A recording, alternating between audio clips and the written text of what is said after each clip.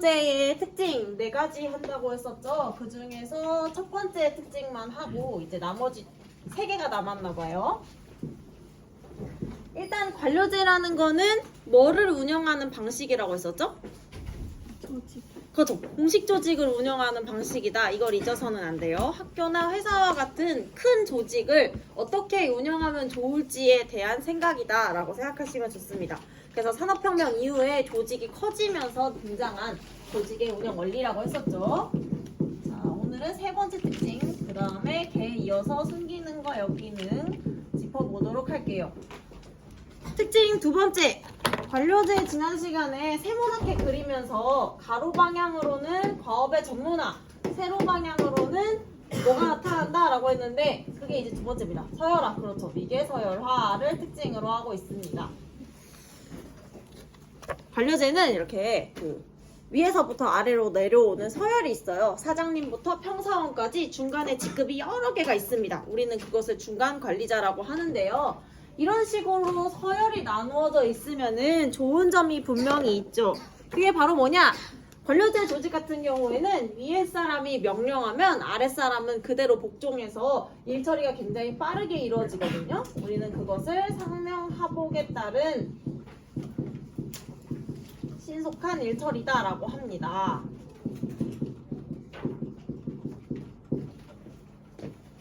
이 상명하복이라는 거는 한자겠죠? 제가 앞에서 잠깐 이야기했듯이 이 상자는 제일 쉬운 상자예요. 무슨 상자가? 그렇죠. 윗상자죠. 그래서 윗상자. 명은 명령하다 할 때 명자예요. 하자는 그렇죠. 아래 하자. 복은 명령했으니까 복종하는 거죠. 그래서 위에 사람이 명령하면 아래 사람은 그대로 복종을 해서 굉장히 빠르게 일 처리가 이루어진다라는 거죠. 관료제 조직이 그렇잖아요. 사장님이 있고 여기 밑에 중간에 이제 사원들이 있고 밑에 이제 평사원들이 있는데 사장님이 야 이거 해 이렇게 하면 아 알겠습니다 알겠습니다 해서 굉장히 빠르게 일 처리가 이루어지는 특징을 갖잖아요. 그것을 이제 위계서열화 그리고 상명하복에 따른 일 처리다라고 말하는 거죠. 우리 반티 정하는 거 생각해보면은 훨씬 이해하기가 쉬워요. 여러분 반티 다 정했어요? 정했죠? 근데 반티 처음에 야 우리 반티 정하자라고 얘기한 순간부터 구매까지 얼마나 걸렸어요? 하루 넘게 걸리지 않았니? 일단? 우리 반한테 물어보니까 우리 반 한 달 걸렸대. 그래서 나도 1시간 정도 애들이 얘기하는 걸 봤는데 자기들끼리 막 계속 반티만 찾아보다가 결국에는 얘기도 못하고 그냥 하루가 다 가버렸단 말이에요. 그래서 사실 아랫사람들끼리 뭔가를 결정하려고 그러면 굉장히 오래 걸리죠. 근데 만약에 담임선생님 들어와가지고 야 올해 우리 반 반티는 아르헨티나 국가대표 입는 거야. 그냥 그걸로 정해. 이렇게 하고 끝나면은 사실 1분 만에 끝이 나죠. 그래서 굉장히 빠른 일 처리가 이루어진다라는 게 특징입니다. 근데 지금 예시에서 알 수 있겠지만 이렇게 위에 사람이 명령하는 걸 아래 사람이 일반적으로 복종하면 뭐가 문제가 있을까? 여러분 담임쌤이 아르헨티나 국대 입으라고 하면 즐겁게 입고 싶어요? 아니잖아요. 그러니까 너네 의사는 존중받지 못한다고 느끼죠. 그래서 비민주적이라는 역기능이 있습니다. 그 당연한 수순이죠. 둘이 관계가.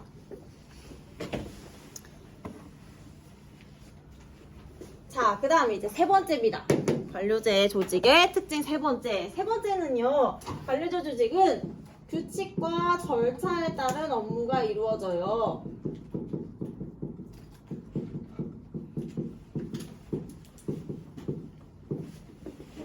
이게 이제 관료제의 중요한 특징 중에 하나입니다. 문제로 나올 때는 규칙과 절차에 따른 업무다라는 말을 다른 말로 문서화된 업무다라고도 말해요. 이건 무슨 말이냐면 관료제 조직에서는 어떤 일을 처리하는 데 있어서 정해진 규칙, 그러니까 어떤 매뉴얼을 따라서 업무를 한다는 뜻이거든요. 그래서 문서로 정해져 있는 규칙에 따라서 그 절차대로 업무를 진행하는 것이 관료제 조직의 특징이에요. 사실 이렇게 얘기하면 여러분들이 이해하기가 조금 어려울 것 같아서 이해하기가 조금 다소 쉬운 예시를 들어보려고 하는데요. 여러분 혹시 그 솔바초등학교 사거리에 그 코너에 던킨도너츠 있었던 거 아세요?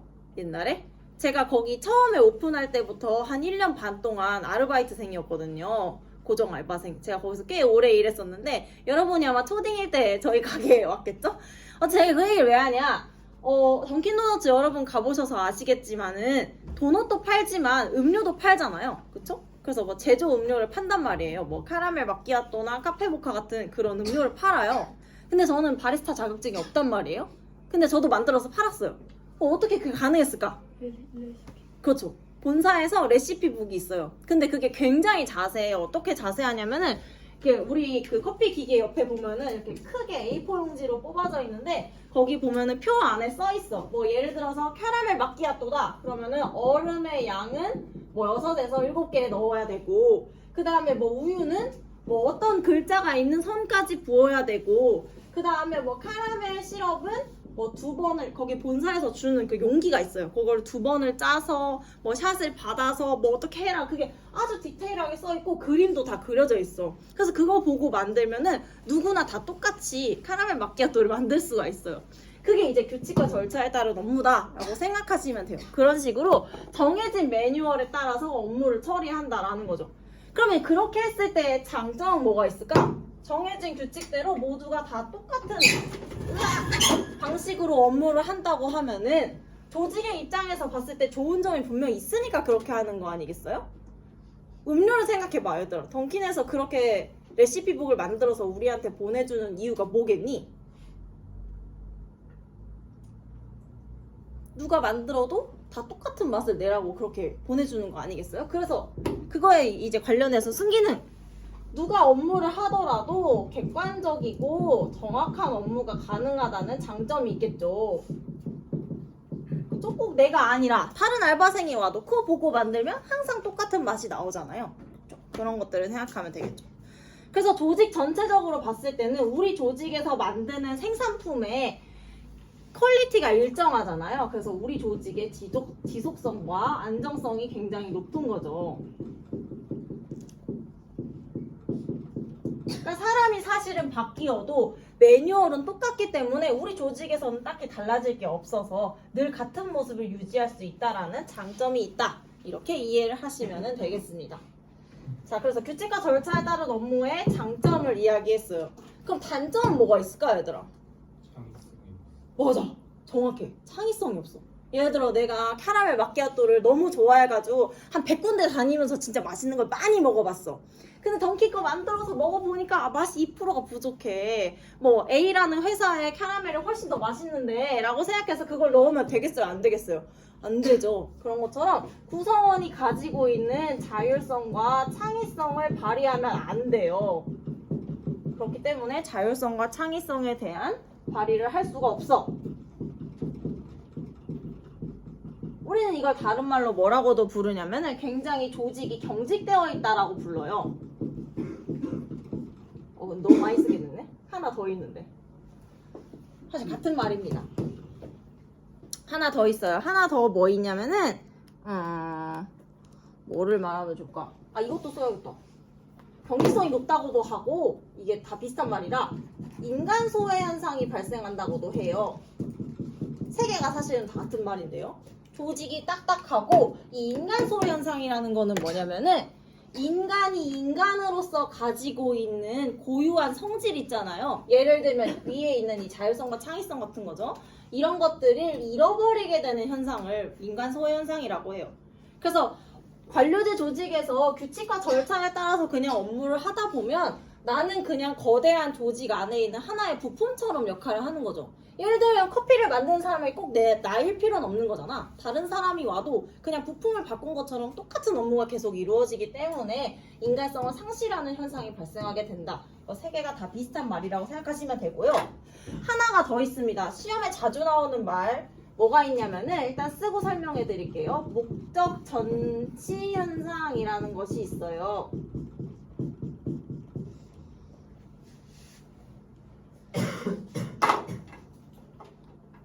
여러분, 이 목적 전치 현상이 시험에 많이 나오는 말인데요. 일단은 뜻을 먼저 풀이를 해보자면은 목적이라는 말이 뭔지 여러분이 모르진 않을 거고 아마 전치 때문에 무슨 말일까 싶을 텐데 이 전자가 무슨 전자냐면은 그 차량 전복 사고 할 때 그 전자거든요. 차량이 전복됐다고 하면 어떻게 됐다는 거지? 맞아, 뒤집어졌다. 그래서 전자는 뒤집힐 전자예요.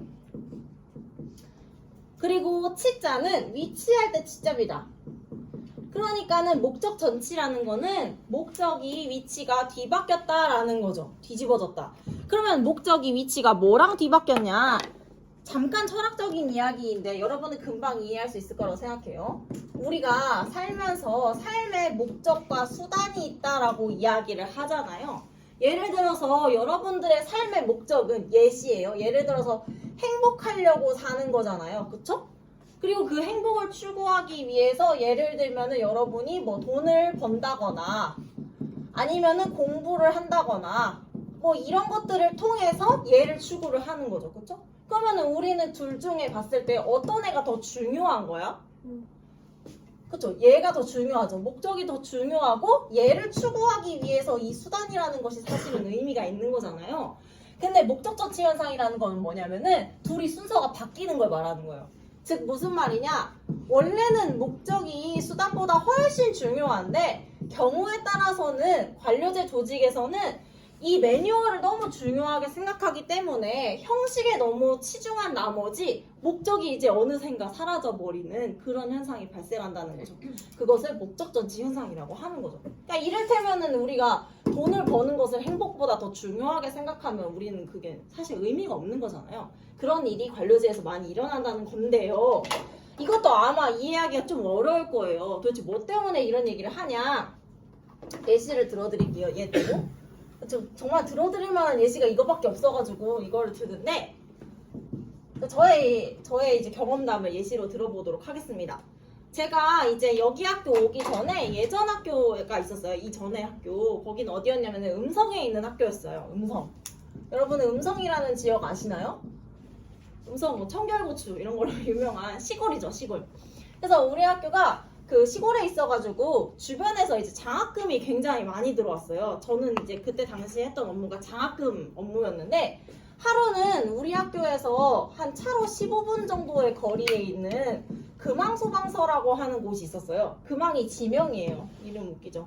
저희 학교 원래 이름이 대소금왕고등학교였거든요. 그래서 왕소금학교라고 놀려가지고 교명을 대금고로 바꿨어요. 어쨌든 각서라고. 금왕소방서에서 우리 학교에 이제 장학금을 주고 싶으니까 장학생을 선정해서 명단을 좀 보내주세요. 이렇게 연락이 온 거죠.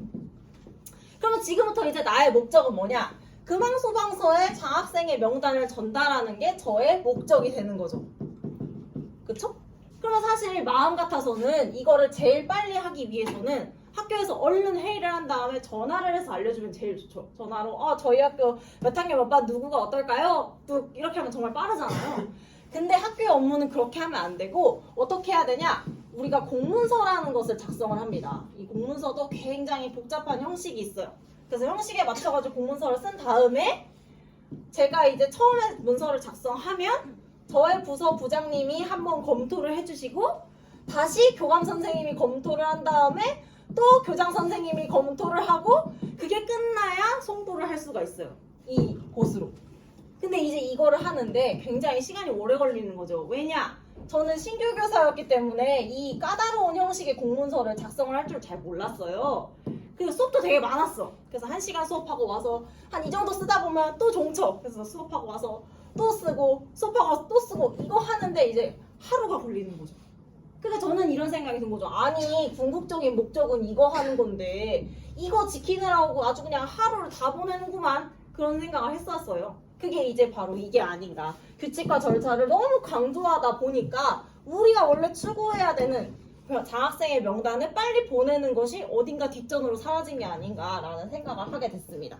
그래서 그런 사연을 가지고 이해를 하시면 좋을 것 같아요. 자, 이제 하나 남았습니다, 여러분. 다 했어요. 자, 관료제의 네 번째 특징입니다.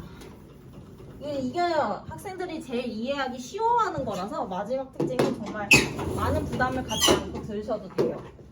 자, 이거 좀 지울게요. 자, 마지막 특징은 뭐냐면요. 뭐였더라? 연공서열주의입니다.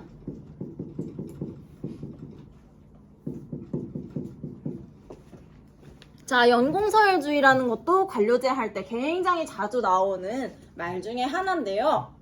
이 연공서열이라는 건 무슨 말이냐? 여러분이 서열이라는 말을 모르진 않을 거고 연공 때문에 아마 어려울 텐데 이것도 한자죠. 이 연자는 해년자예요. 원래 년인데 제일 앞에 오면서 연이 된 거거든요.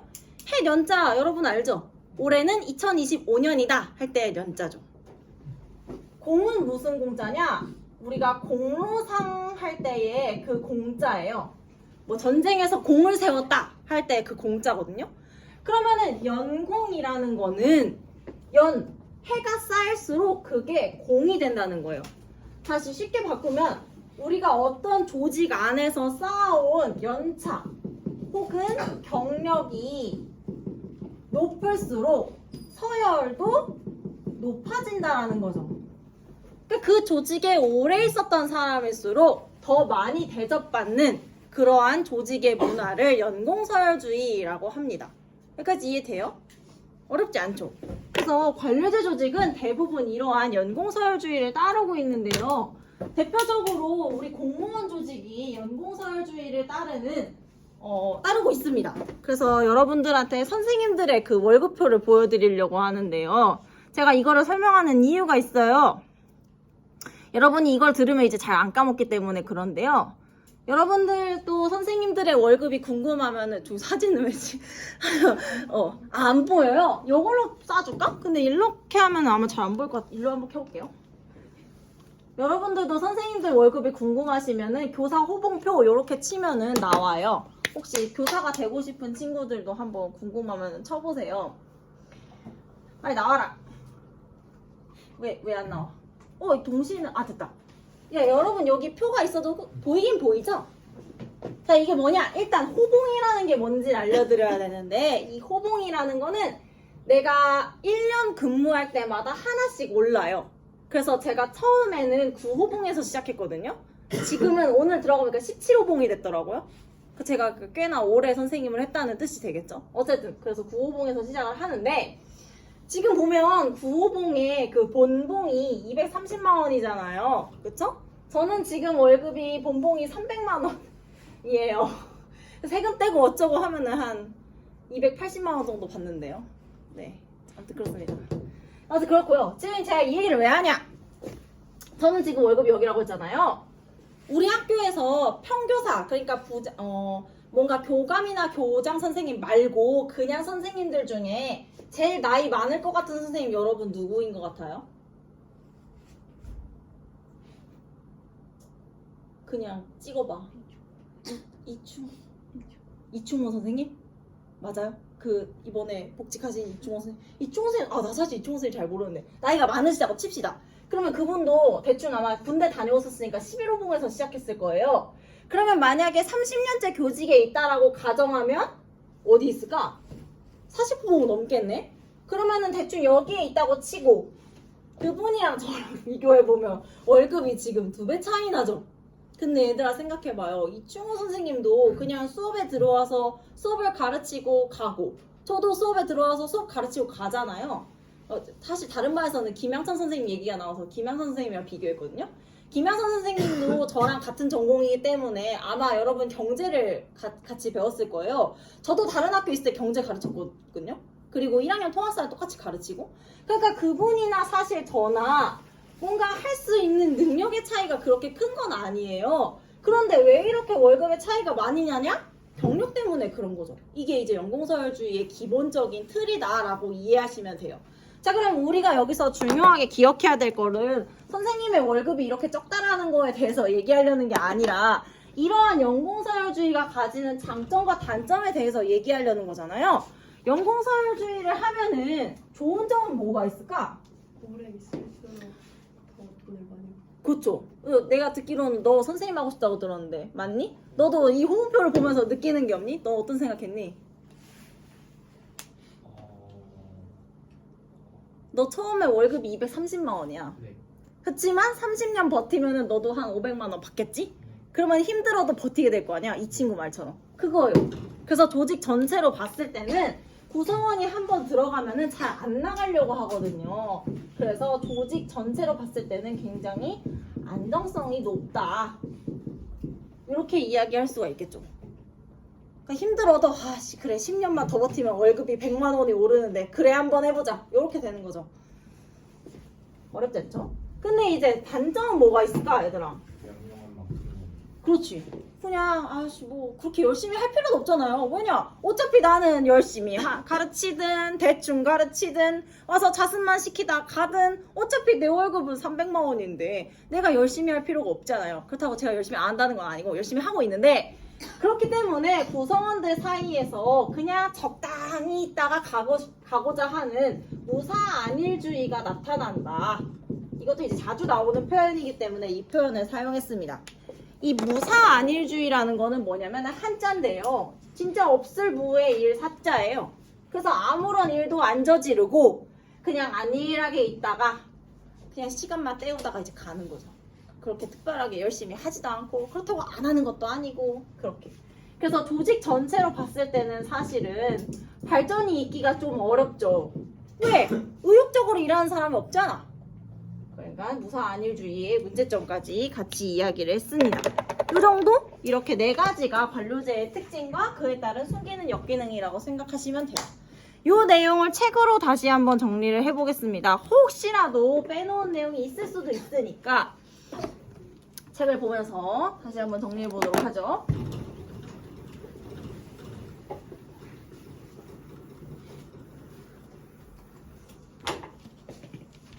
자, 여러분 봅시다. 관료제의 특징 먼저 볼게요. 특징부터 볼게요.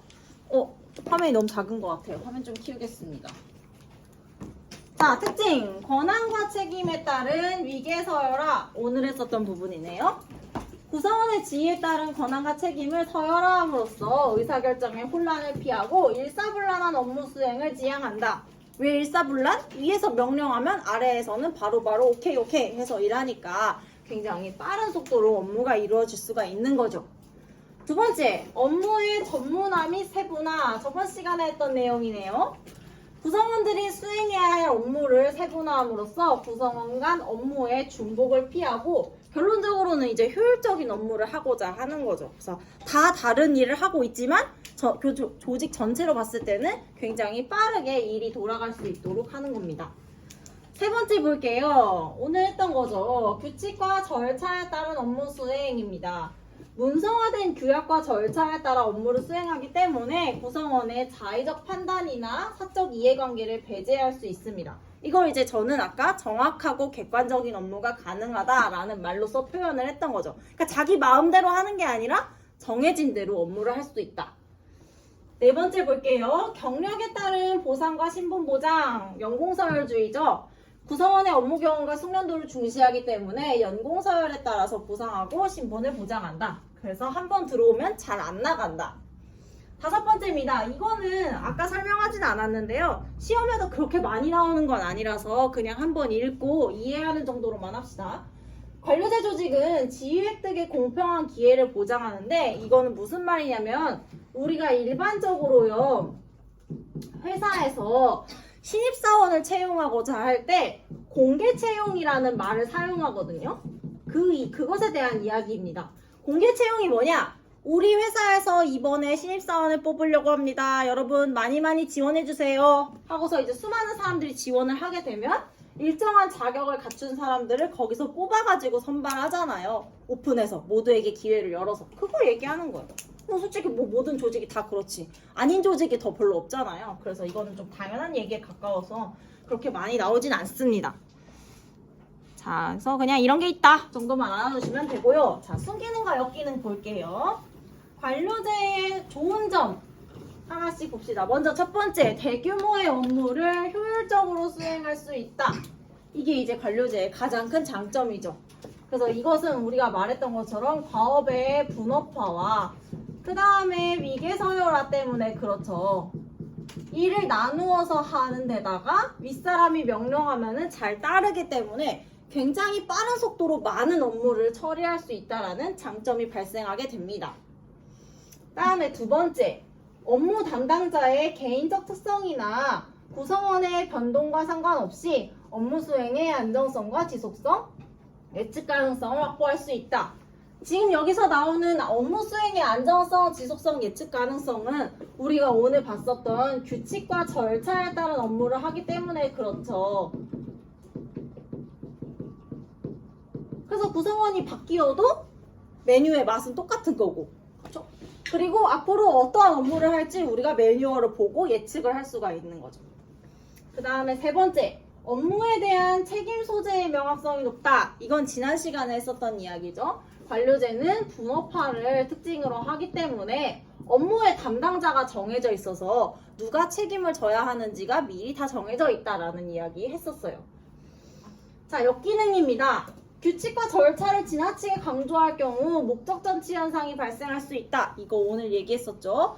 목적전치, 목적은 어딘가로 사라지고 우리가 규칙과 절차를 형식을 너무 강조하고 있는 그런 현상이 발생할 수가 있다. 이건 이제 규칙과 절차에 따른 업무 때문에 그렇죠.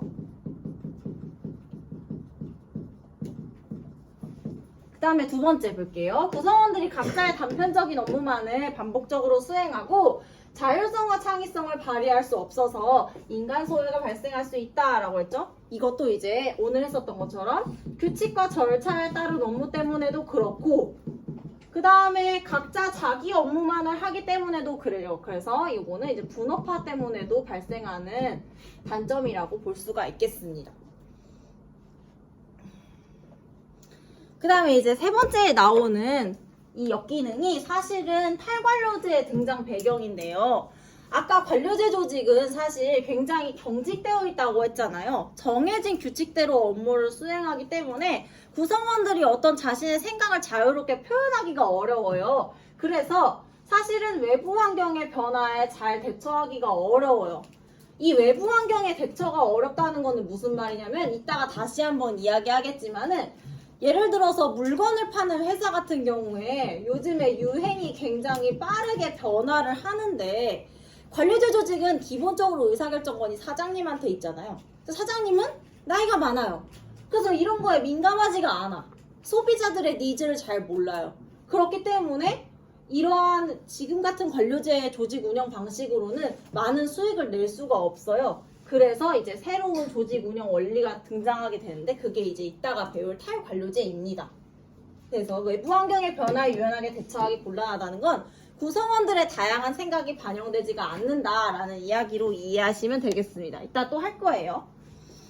그 다음에 네 번째 역기능입니다. 연공사회에 따른 보상과 신분보장이 지나치게 강조될 경우 무사 안일주의가 발생할 수 있다. 이거 아까 했었죠. 연공서열 때문에 그렇다고. 앞에도 써있네요. 자, 그래서 관료제의 순기능과 역기능까지 다 했습니다. 관료제는 중요해요. 늘상 한 문제 정도는 나옵니다. 관료제 단독으로 나올 때도 있고 주로 탈관료제랑 비교하면서 나올 때도 있으니까 관료제의 특징 잘 기억해 두세요. 이제 넘어가서 탈관료제에 가도록 하겠습니다. 탈관료제는요, 관료제보다 내용이 좀 적어요. 왜냐면 탈관료제는 조직의 운영 형태가 굉장히 다양하기 때문에 뭐라고 딱 집어서 관료제처럼 이렇게 특징을 다 정리하기가 좀 어려워요. 그래서 얘는 조금 더 내용이 좀 간단해요. 관료제보다는. 그래서 부담을 조금 적게 가지셔도 됩니다. 자, 일단 탈관료제는 이름에서부터 시작을 해볼게요. 얘는 지금 앞에 탈자가 붙어 있잖아요. 이 탈자는 벗을 탈자예요. 벗어날 탈자. 그래서 탈출 아니면 탈의실 할 때 탈자입니다. 그러니까는 탈관료제라는 거는 관료제로부터 벗어난 것이다 라는 거죠. 관료제가 문제가 많잖아요. 우리 앞에서 벌써 한 4개 정도를 봤으니까. 그래서 그 관료제의 문제점을 극복하고 새로운 공식 조직을 운영하는 방식이 필요하게 됐는데 그게 이제 탈관료제다라고 생각하시면 됩니다. 그러면 관료제가 왜 문제가 생겼냐? 아까 말씀드렸던 것처럼 사회가 굉장히 빠르게 변동을 하고 있어요. 우리 진짜 저는 점점 그걸 더 느끼는데 정말 유행이 너무 빠르게 바뀌는 것 같아요. 얼마 전까지만 해도 이렇게 주머니에 손 넣고 어떤 강아지가 그 칠가이? 그거 밈이 되게 핫했었는데 지금은 또 칠가이 이런 얘기하면 좀 약간 좀 구닥다리 느낌 나고 또 그 전에 막 그거 있잖아요. 맛있는 음식 먹으면은 섹시푸드 그것도 그때는 되게 재밌었는데 지금은 또 아닌 것 같고 그 지나간 게 얼마나 많아요. 밈이. 그런 식으로 유행이 엄청나게 빨라지기 때문에 사장님이 혼자 결정해가지고 판단을 하는 그러한 관료제 조직으로는 우리 회사가 사람들한테 많은 물건을 팔기가 좀 어렵다는 거죠. 그래서 젊은 직원들의 다양한 의견이 빨리빨리 반영이 돼야 이 유행에 우리가 좀 따라잡고 우리 물건 많이 팔 수 있단 말이야. 그래서 새로운 의사결정 구조가 좀 필요하게 되었어요. 여기서 말하는 새로운 의사결정 구조라는 것은 제가 방금 말씀드린 것처럼 일반 사원들의 의견을 반영을 많이 할 수 있는 그러한 구조의 조직이 좀 필요하게 되었다. 자유롭게 자기 생각도 좀 얘기를 해볼 수가 있고 이번에 이런 게 유행할 것 같은데 우리 이런 거 만들어 보면 어떨까요? 뭐 이런 식으로 좀 편안하게 발언할 수 있는 분위기의 조직이 필요할 것 같다. 관료제는 안 되겠다 라는 그런 필요성이 등장하게 된 겁니다. 그래서 등장한 게 이제 탈관료제인데요. 근데 사실 여러분이나 저나 다 일반 회사를 다니지 않았기 때문에 탈관료제 조직이 정확히 어떻게 흘러가는 건지 우리가 이해하기가 좀 어려워요. 그래서 그나마 저는 탈관료제 조직을 서로 잘 이해할 수 있는 예시가 스타트업 기업이 아닐까라고 생각을 합니다. 스타트업. 옛날에 드라마도 진짜 좀 오래되긴 했다. 수지가 나왔던 드라마가 있었는데. 그쵸? 저도 근데 사실 보진 않았어요. 근데 이제 막 스타트업 그런 소재가 이제 드라마나 영화에 많이 나오니까 그냥 그런 것들을 생각해 봅시다 한번. 보통은 우리가 스타트업 기업이라고 하면은 굉장히 이제 좀 영민하고 뭔가 이렇게 좀 유능한 어떤 한 대표가 창업을 하는 것으로 이제 시작을 하죠. 근데 보통 이 사람이 창업을 할 때는 혼자서 하는 게 아니라 주변의 지인이나 자기의 이런 부족한 능력을 좀 커버해 줄 수 있는 친구들과 함께 이제 창업을 합니다. 그래서 보통 스타트업 기업의 회의하는 모습을 보면은 조그마한 모둠 테이블에 사장님이랑 이제 친구들인 직원들이 다 같이 앉아가지고 자유롭게 이제 막 우리 어떻게 이번에 뭐 아이디어를 내면 좋을까 막 이렇게 기획 회의를 하는 그런 모습을 볼 수가 있거든요. 그런 형태를 생각하시면 돼요. 그래서 다양한 구성원들이 좀 이렇게 격이 없이, 그러니까 위아래가 많이 없이 편안하게 자신의 의견을 낼 수 있는 그러한 형태의 기업 구조를 생각해 보시면 이게 좀 탈관료제랑 비슷하구나 라고 좀 생각을 해볼 수가 있습니다. 자, 그럼 이런 컨셉을 이제 머리에 넣고서 탈관료제 특징 한번 볼게요. 탈관료제 조직은 제가 방금 말씀드렸던 것처럼 수평적인 조직 체계를 가지고 있어요. 이 수평적이라는 거는 뭐냐면은 수평선이 가로선이잖아요. 그래서 사장님이랑 우리랑 동등한 선에 있다. 그러니까 물론 완전 똑같진 않겠죠. 그러나 비교적 좀 배등한 관계에서 이야기를 나눌 수 있다는 거죠. 그래서 의사결정 권한이 분산되어 있다라고 표현합니다. 왜 의사결정 권한이 분산되어 있냐? 예전에 관료제 조직은 사장님이 다 정해서 우리한테 통보를 해주는 방식이었다면은 이제는 우리도 의사결정에 적극적으로 참여하고 의견을 낼 수 있기 때문에 의사결정 권한이 분산되어 있다라고 표현을 하는 거예요. 그리고 여기랑 똑같죠. 의사결정 과정에서 구성원의 참여가 확대되었다. 그 다음에 두 번째 특징인데요. 유연한 조직 구조라고 나와 있습니다. 여기에 나와 있는 이 유연하다라는 표현은 무슨 말이냐? 중간 관리층이 줄어들고 의사결정 단계가 줄어들었다라는 이야기가 나와요. 이거는 무슨 말이냐? 관료제에 비해서 그렇다는 거거든요. 그러면 관료제에 비해서 그렇다고 하니 둘을 한번 비교해 볼게요. 관료제 조직이랑 탈관료제 조직을 한번 비교를 해봅시다. 관료제 조직은 사장님부터 시작해서 평사원까지 이 사이에 수많은 중간 관리자가 있다고 했잖아요. 제가 설명할 때는 너무 많으니까 편의상 이렇게 부장님만 사실 썼지만 일반 회사에 가보면 사원부터 부장 사이에도 되게 많은 직급이 있거든요. 저도 잘 모르는데 이제 뭐 예를 들면 대리가 있고 대리를 달고 나서 뭐 팀장을 달고 나서 차장을 달고 순서가 바뀌었을 수도 있어요. 저 잘 몰라가지고 이런 식으로. 그 다음 또 부장을 달고 나면 뭐 이사가 있고 뭐 전무가 있고 이거 순서 틀렸을 수도 있어요. 상무가 있고 뭐 이런 식이잖아요. 부사장이 있고 이런 식으로 이 사이에 아주 많은 이 사람들이 전부 다 나와 사장님 사이에 있는 중간 관리자예요. 중간에 있어서 중간 관리자죠.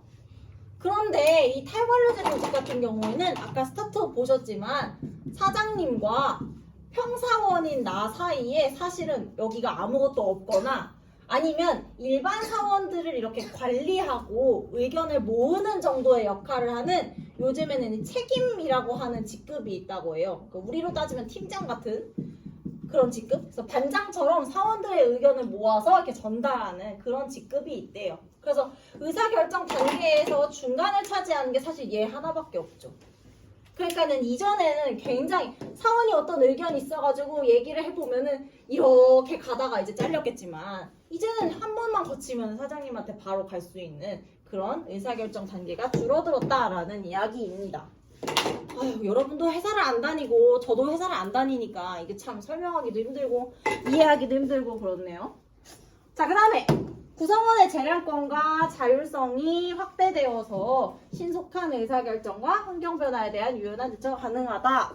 이 말은 이제 구성원, 이 사원들이 자신의 의견을 편하게 낼 수가 있기 때문에 그런 것들을 통해서 환경변화에 유연한 대처가 가능하다라는 거죠. 아유, 더워. 그래서 실제로 찾아봤는데 그 탈관료제 조직들의 대표적인 예시 중에 하나가 이제 실리콘밸리에 있는 기업들이래요. 그러니까 실리콘밸리라고 하면 뭐 대표적으로 이제 뭐 구글이나 넷플릭스처럼 이렇게 지적인 활동을 많이 하는 기업들 그런 곳들이 이제 이런 탈관료제 조직이라고 하는데 그 중에서 이제 구글인가가 금요일마다 TGIF라고 하는 날을 운영을 한대요. 그래서 TGIF라고 해서 뭐 이거 레스토랑인가 생각을 했는데 이날은 무슨 날이냐면은 특정한 부서가 모여가지고 사장님이랑 같이 그냥 직접적으로 이렇게 대화를 할 수 있는 그런 날이라고 해요. 그래서 부서원들이 어떤 의견이 있으면 사장한테 직접 자유롭게 이야기를 할 수 있는 그런 식으로. 그래서 구성원들이 굉장히 편안하게 자신의 이야기를 하고 중간에 관리자 없이 바로 이야기를 하는 그런 구조를 가지고 있다라는 거. 그 다음에 세 번째가 이 관료제와 많이 비교되는 탈관료제의 특징입니다. 얘는 뭐냐면은 능력과 업적 그리고 성과에 따른 보상이에요. 아까 관료제 조직 같은 경우에는 연공서열주의라고 했죠? 그래서 연차가 높아야 보상도 많이 받는 그런 체제를 가지고 있는데 얘 같은 경우에는 우리 조직에 얼마나 기여했는지 얼마나 성과를 많이 냈는지 능력이 좋은 사람에게 더 많은 보상을 주는 그런 체제를 가지고 있습니다. 휴, 다 했다. 자, 여기 사례 같은 경우에는 그냥 이런 게 있다 정도만 기억하시면 돼요. 이거 자체로는 사실 시험에 그렇게 많이 나오지 않습니다. 그냥 예시 정도로는 나올 수 있지만은. 그래서 그냥 탈관료제에는 팀제와 네트워크가 있다 정도만 기억을 하시면 돼요. 아이고야. 자, 여러분 우리 방금까지 한 거요. 문제를 풀어가지고 잘 숙지했는지 확인을 하면 좋을 것 같은데 여러분 책의 65페이지에 가보시면 문제 1번이 있습니다. 작년 6월 모의평가 기출이거든요. 요거를 풀어보면 관료제와 탈관료제에 대해서 이해를 잘했는지도 알 수 있고 수능 모의고사에서 자주 나오는 헷갈리는 보기가 이 문제에 무려 2개나 들어있어요. 겸사겸사 좋은 문제인 것 같습니다. 요거 한번 같이 풀어봅시다. 우리 21분이니까 한 24분쯤에 같이 풀면 되지 않을까요? 그리고서 쉬고 밥 먹으러 가고.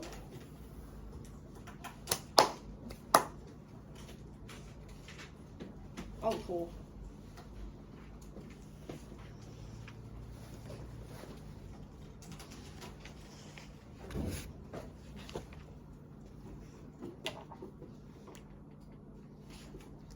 네, 화장실에 가야죠.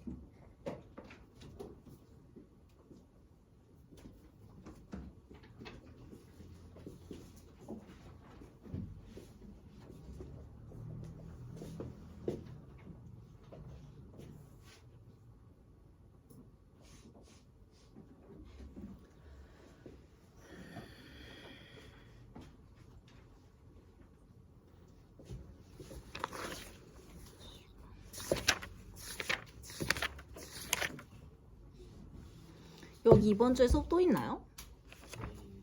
내일 있어요? 그래요. 시험 전에 어떻게 진도 다 나가겠죠. 일주일 자습을 주고 싶은데. 어쨌든 자 여러분 요거 보고 오늘 마칩니다. 자 AP의 일반적인 특징에 대한 설명으로 옳은 것을 골라달래요. AP 찾는 건 아마 어렵지 않았을 거예요. 보기 한번 보겠습니다. 땡땡 기업이 세계적인 기업으로 성장한 배경에는 A가 큰 영향을 미쳤대요. 특히 A에 따른 생산관리 시스템은 전체 공정을 수많은 미세한 단위로 구분해서 각 부분의 전문성을 확보하는 데 기여했다라고 말하고 있네요. 그리고 이러한 개별 부분들은 상층 부서로 그리고 다시 최상층 부서로 통합 관리가 되었다고 합니다. 자 그러면 지금 제가 밑줄 그으면서 이제 동그라미 친 부분들 한번 볼게요. A에 따른 생산관리 시스템은 전체 공정을 나눴대. 요거는 분업화에 대한 이야기죠. 전체 공정을 쪼갰대요. 그 다음에 혹시나 이거 못 알아들었을까봐 전문성을 확보했다까지도 말해줬어요. 전문화. 그리고 이러한 개별 부분들은 상층 부서로 다시 또 상층 부서로 통합 관리됐대요. 이거는 이제 위계가 있다는 거죠. 어떤 부서가 있고 더 위에 부서가 있고 더 위에 부서가 있고 그래서 얘는 이제 위계서열화에 대한 이야기다.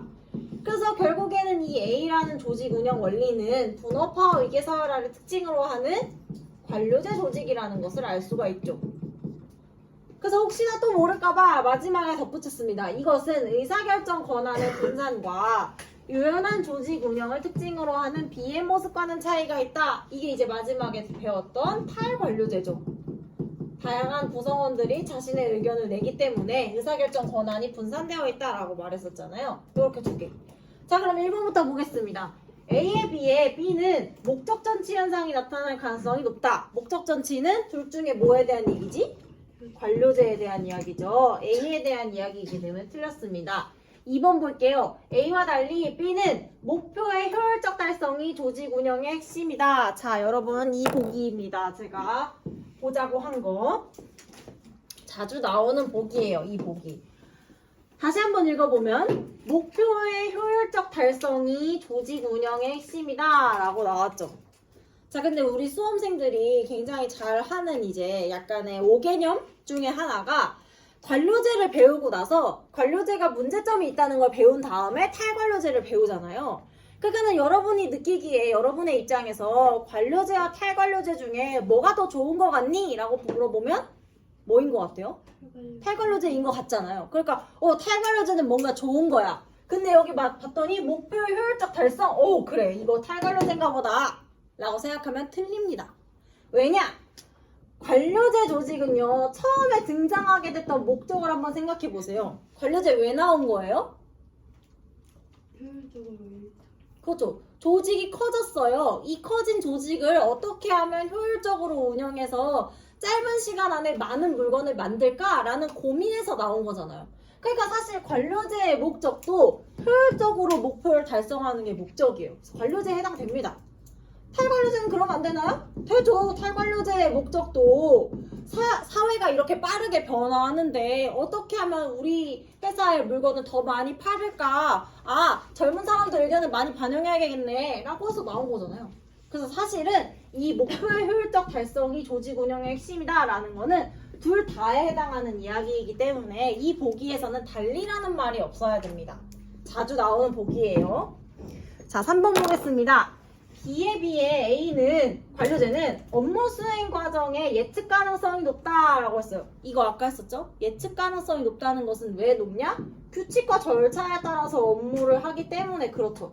매뉴얼에 따라서 업무를 하니까 우리가 다음번에는 뭘 하겠다라는 것을 쉽게 예측을 할 수가 있다. 3번이 정답입니다. 4번 볼게요. B와 달리 A는 공식적 규약과 절차에 의해 구성원을 통제한다. 자, 제가 빨간 펜을 들었죠? 이 보기도 중요한 보기입니다. 자주 나오는 보기예요. 공식적 규약과 절차에 의해 구성원을 통제한다. 관료제랑 탈관료제 할 때는 나왔던 멘트가 아니지만 그 전에 우리가 어떤 사회 조직에 대해서 말하면서 특정 사회 조직의 특징으로 나왔어요. 이거에 해당하는 사회 조직 3가지 특징을 가지고 있는데요. 위에 2개를 말해볼게요. 하나는 목표가 명확해요. 그 다음에 2번째로는 구성원의 지위와 역할이 분명하게 나누어져 있어요. 세 번째가 이겁니다. 얘는 뭐에 대한 설명일까요? 뭐에 대한 설명일까? 네 글자예요. 공이 아니에요. 다 아니에요. 공식 조직에 대한 얘들아 공식 조직에 대한 설명이에요. 다시 책을 펼쳐서 봐보세요. 공식 조직 보면은 세 가지다. 목표가 명확하고 지휘와 역할이 분명하고 공식적 절차가 있다. 그래서 제가 학교를 통해서 예시 들어드렸잖아요. 그 지금 공식적 규약과 절차의 구성을 통제한다라는 거는 공식 조직이니? 라고 물어본 거예요. B랑 A 관료제와 탈관료제는 모두 공식 조직의 운영 원리잖아요. 그러니까 달리라는 말이 틀렸죠. 둘 다 공식 조직에 들어가는 이야기인데 그래서 틀린 보기입니다. 5번 볼게요. A, B는 모두 연공서열에 따른 보상보다 성과에 따른 보상을 동시한다. 이거는 탈관료제죠. 수업 시간 대단히 죄송합니다. 오늘은 급식을 1학년부터 실시합니다. 이에 따라 12시 반이 되면 1학년 9반 10반 학생들은 바로 급식실로 내려오기 바랍니다. 오늘 건강검진 때문에 1학년부터 급식을 실시합니다. 이후 40분에 3학년, 50분에 2학년 내려오면 되고 각 학년에